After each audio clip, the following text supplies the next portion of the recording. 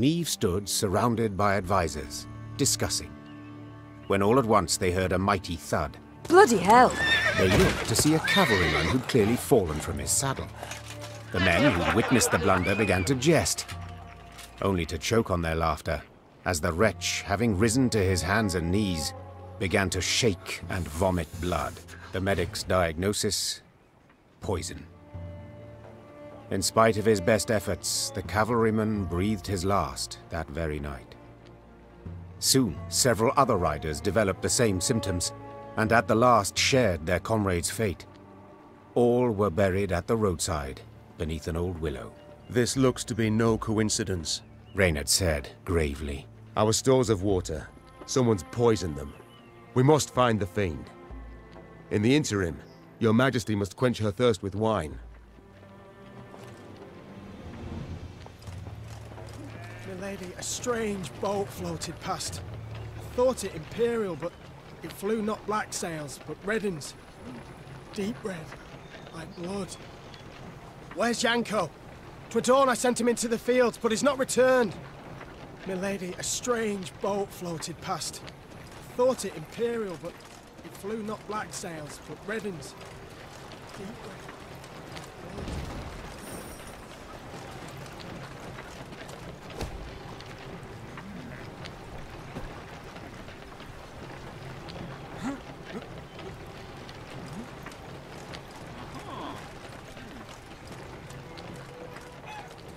Horns sounded. Niamh recognized them at once as those of the Lyrian vanguard. She drew her sword and prepared to face the invader. Yet coming down upon her force were not Nilfgaardians, but bearded warriors clad in leather, horned helmets on their heads. This was not so. The Queen could not believe her eyes. Skelligan Raiders? This far inland?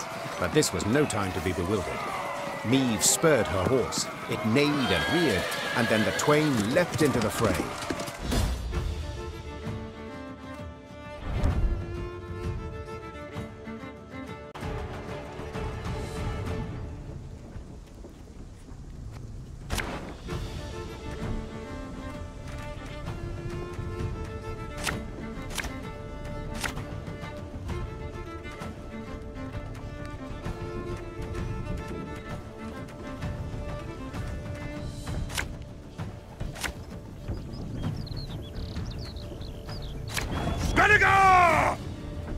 Reynard, what the devil? Sea Raiders here!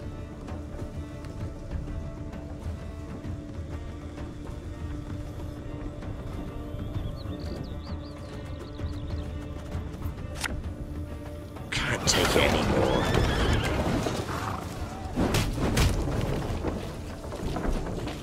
The gods are with us!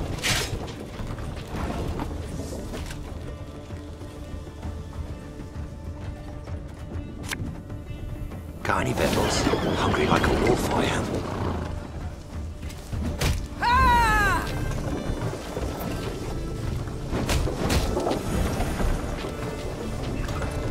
Let us put our steel to the test!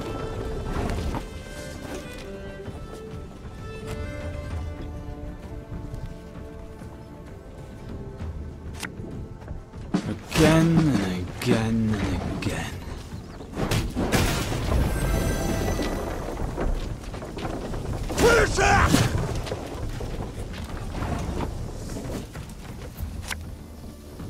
What do you want of me? Army's a waste of time for one like me.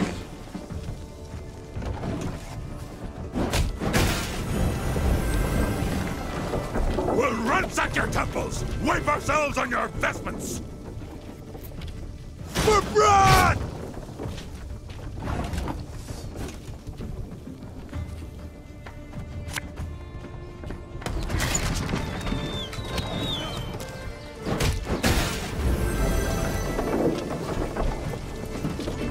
What is it?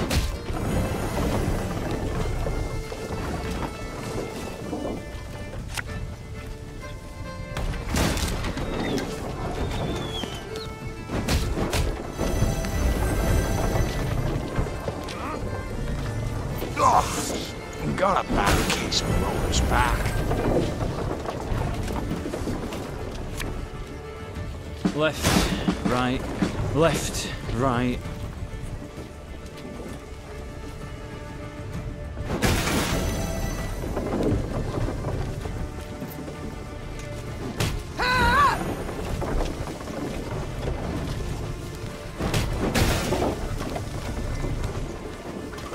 More hawk devour ye!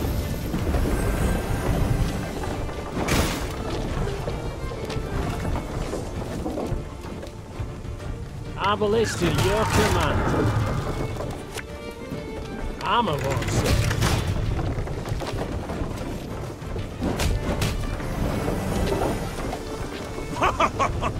You've got stones, wench.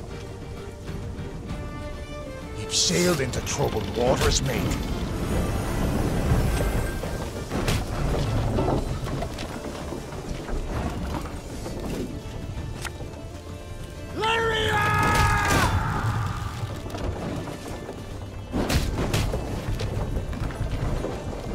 Give us all you got!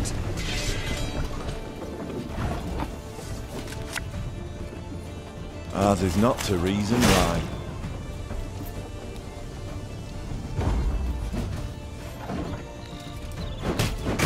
Holger Blackhand's taking on new swabbies. What do you say?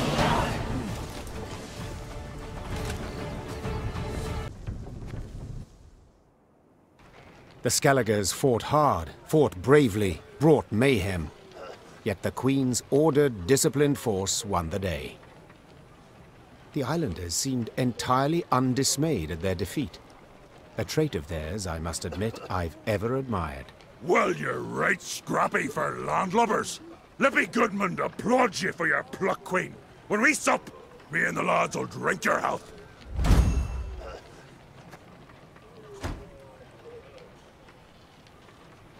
That we shall yet see, sir. We must know something first. What brings you this far inland? What drove you from the sea? Meve asked, crossing her arms. Ha! What always drives us? Looting and pillaging. The coast's picked clean since long, so we set our longships up the Yaruga for gold and glory! Amusing. I always assumed you to be honourable folk. And who dares to claim elsewise? Your very actions do so. You've attacked a land preoccupied, a land already at war with invaders. But I suppose it makes sense. You've ever feared to attack Imperials? The Queen prodded gently. What did you say, wench? Goodmund had quickly turned red with rage. I'll prove just how wrong you are, I will! Why, we'll be drinking mead from Nilfgaardian helmets for sundown! Follow me, lads! Meve smiled as she watched the islanders gather their gear and prepare to march. She doubted not in the least that Goodmund would honor his pledge.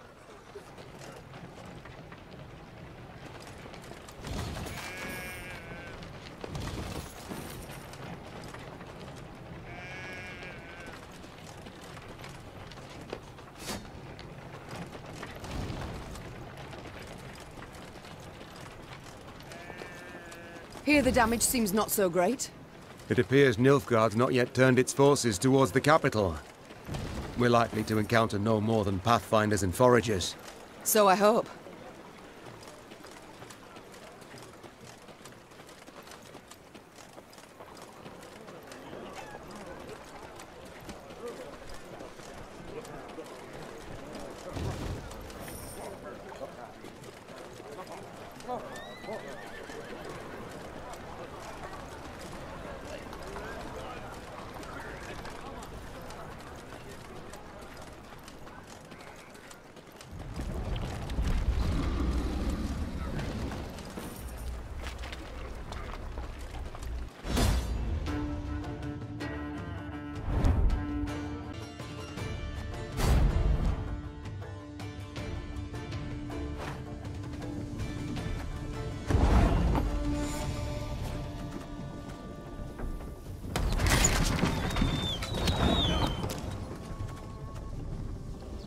Obelisk to your command.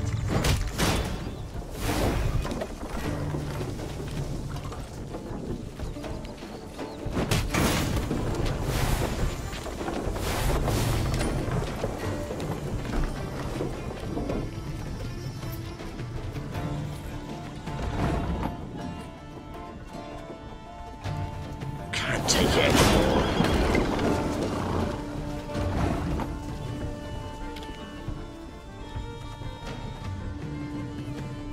Oh, a shame to let this bounty go to waste.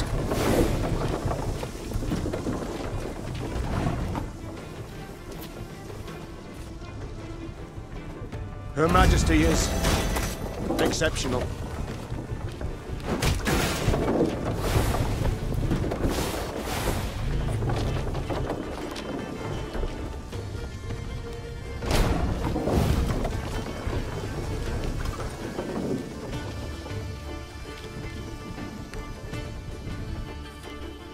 I'm a war, sir.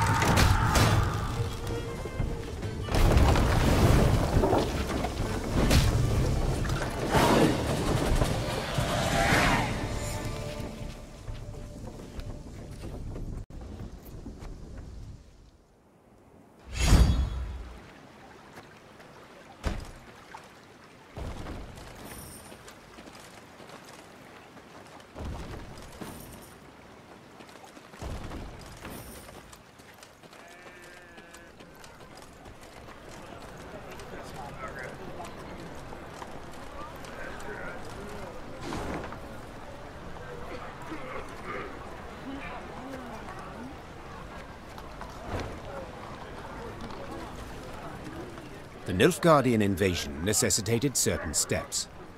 Meve had dispatched scrolls to her garrison commanders, based upon which they were to announce general musters.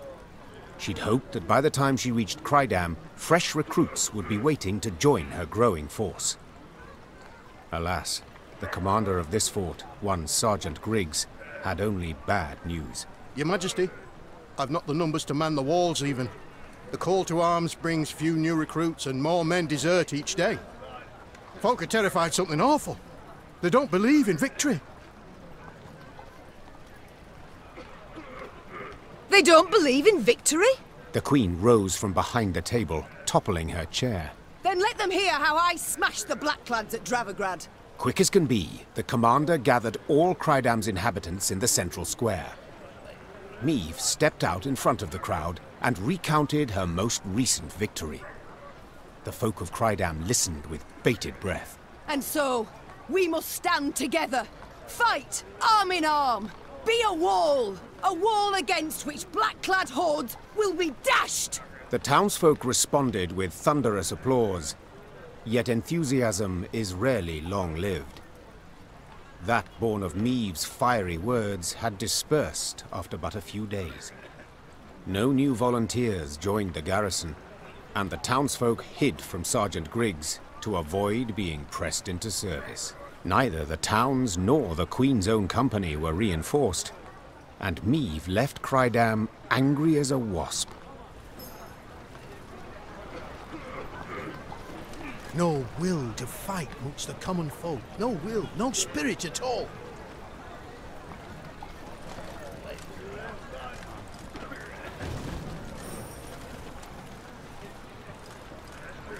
A dragon! A live one, seen it with my own eyes. Had wings like a bat and a mess of teeth. A dragon! A live one, seen it with my own eyes. Had wings like a bat and a mess of teeth.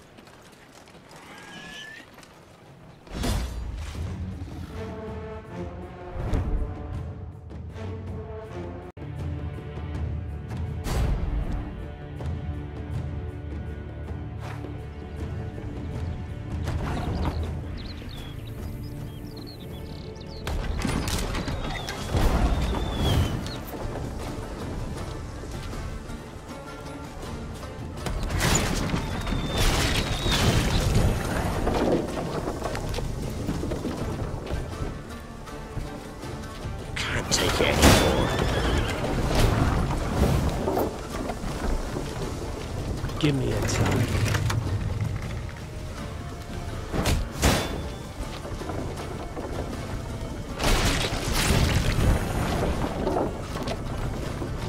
Arbalist at your command.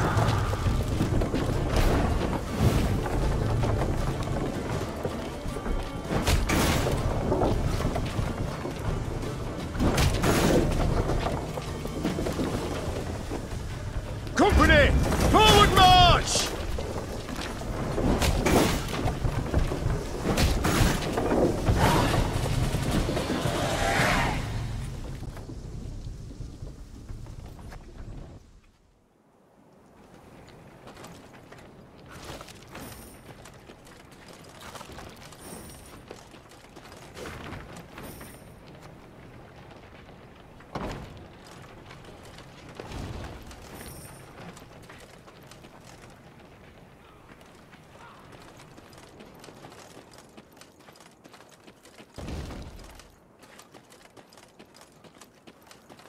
Good lady, something's wrong at Abbott's Ravine.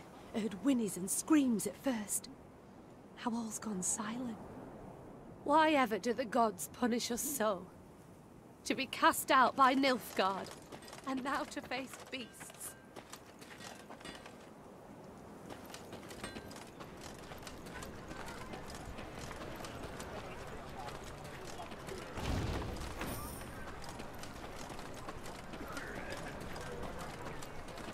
A contract on a monster. Interesting.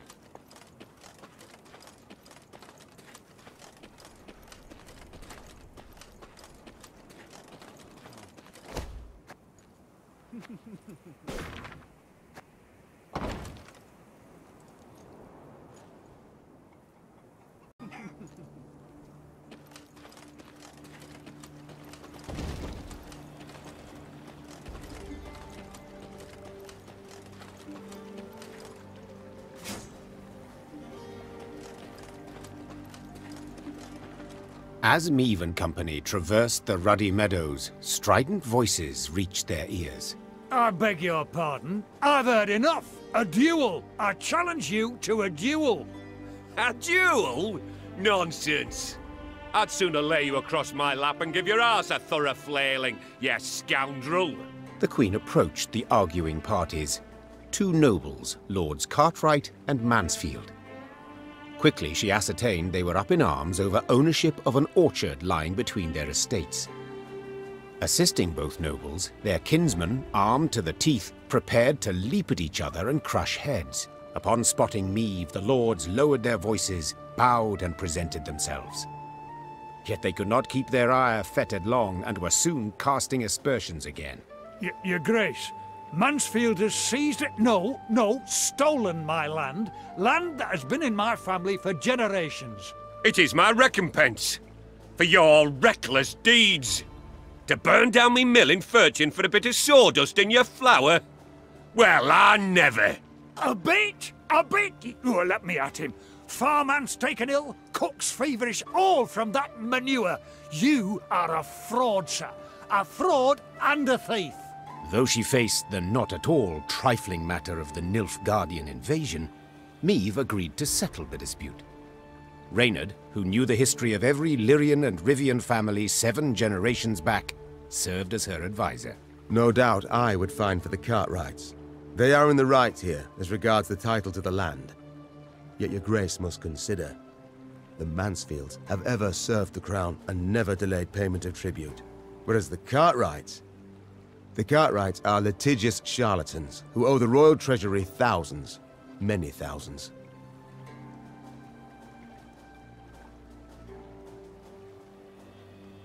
The orchard must go to the vassal unburdened by debt. This is what I prefer, said Meave. Thus I declare it Mansfield's. But the law clearly says... I am the law, Cartwright.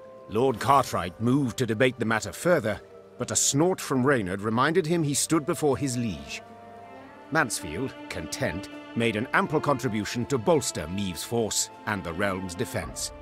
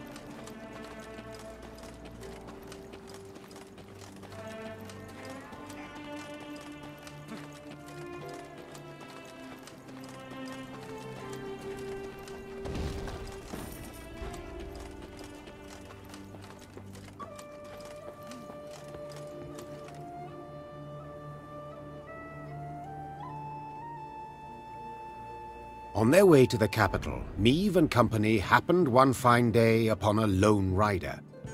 Had I been at her side, I would immediately have recognized his passionate gaze and altogether chivalrous mien. Identify yourself, sir, and your intent. Ache of Denel I am dubbed, and my design I never conceal. The good book says the world is a garden which the gods once conferred upon man, and we men have this garden neglected. In consequence, all manner of filth has made its lair here. Drowners, ghouls, and other kobolds. I have sworn ne'er to rest until the day when, with the gods' help, I have rid the world of these beasts and pests. I wander all lands, seeking out evil, and facing it in mortal combat. Who do we spy? A knight-errant? Just as likely a madman. How goes your hunt? Caught the trail of any monster? Monster? Too fair a term by far. An exceptionally vile worm has made its lair in nearby caverns. It is said to be the very distillation of filth. A slither in horror, a mélange of the macabre. Its head, that of a wild cat of Ophir. Its maw full of spiked teeth. The wings of a bat it is said to have. The tail of a scorpion, and from it, a thick venom drips. Learned men call this variety a manticore, or mardiacore. Perhaps it will be most prudent, then, to send for a witcher. A witcher? Soulless automatons they are, all, feeding on common folks' fears. What they demand gold to do, I perform without demand of any coin. Sir Ake, far be it from me to discourage you. Your endeavor is noble, no doubt, but from what I have heard, manticores are exceedingly dangerous beasts. To defeat this filth alone could be a difficult task, I'll not deny. Yet try it I must, for it is what I have sworn before the gods. We shall help you find and fight the manticore, provided you then pledge to help us fight an even fiercer and filthier beast. Of course, my lady. Yet what manner of horror is it? A viper? A griffin? A drake of some rare form? Were it only. 'Tis a beast of 1,000 heads, covered in black armor, its fire consuming whole villages. Noble lady. I know bestiaries only in parts, yet I've seen some of the world, and never have I heard of such a terror. You need but look about you, and spot Nilfgaard's legions. Devastating. But you must forgive me, your grace. This struggle between realms is not one to which I can lay a hand. If such is your view, I shall not insist. The care you show for my folk I greatly appreciate, Sir Ake of Denel. Godspeed. And to you, your majesty.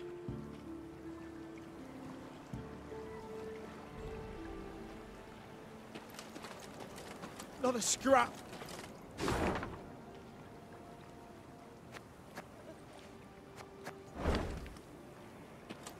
Not a scrap. Nothing to bury. Blood's all that's left behind. A whole village. Just one big grave now.